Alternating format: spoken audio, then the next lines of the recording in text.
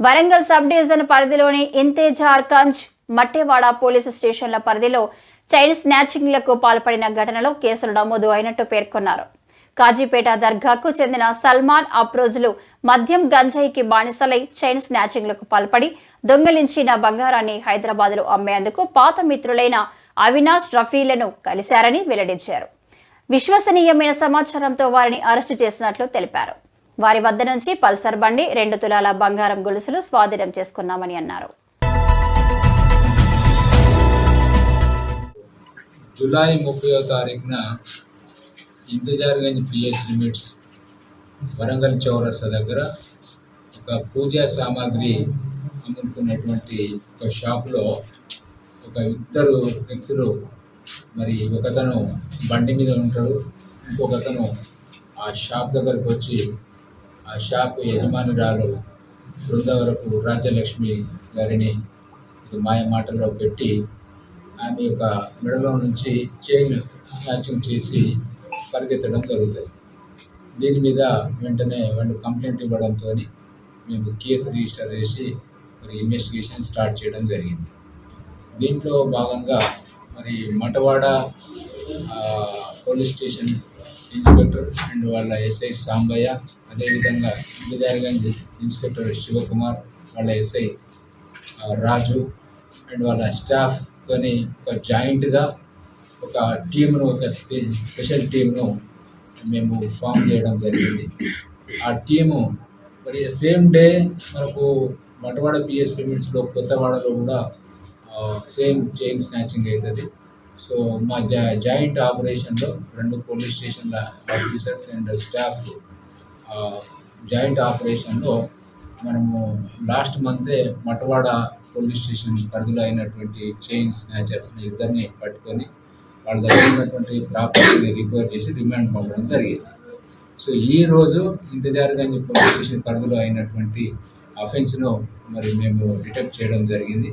అందులో ఒక 4 నిందితులను ఈరోజు కాజీపేట దర్గా దగ్గర పట్టుకోవడం జరిగింది. పట్టుకొని వాళ్ళని విచారించి దాంట్లో మెయిన్ వ్యక్తి మనకు సల్మాన్ అని చెప్పేసి, ఈయన యాక్చువల్గా హైదరాబాద్ బేస్డ్.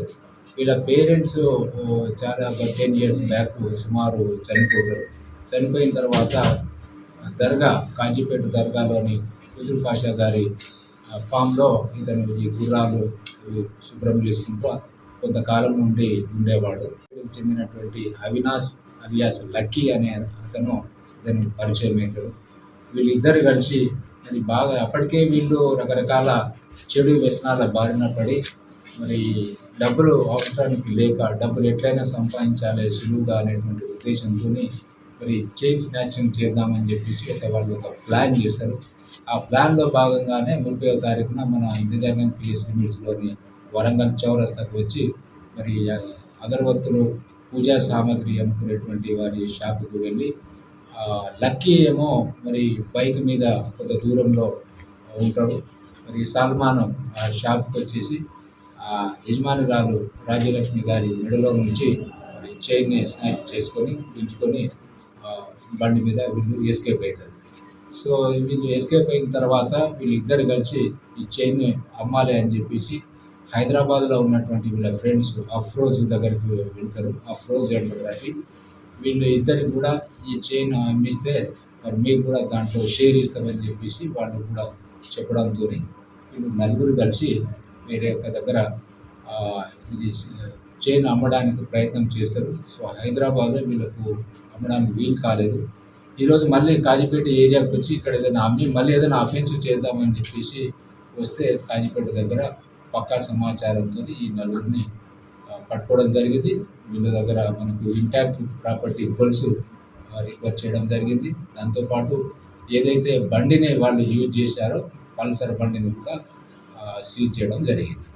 సో ఈరోజు అరెస్ట్ చేసి రిమాండ్ పంపిస్తారు.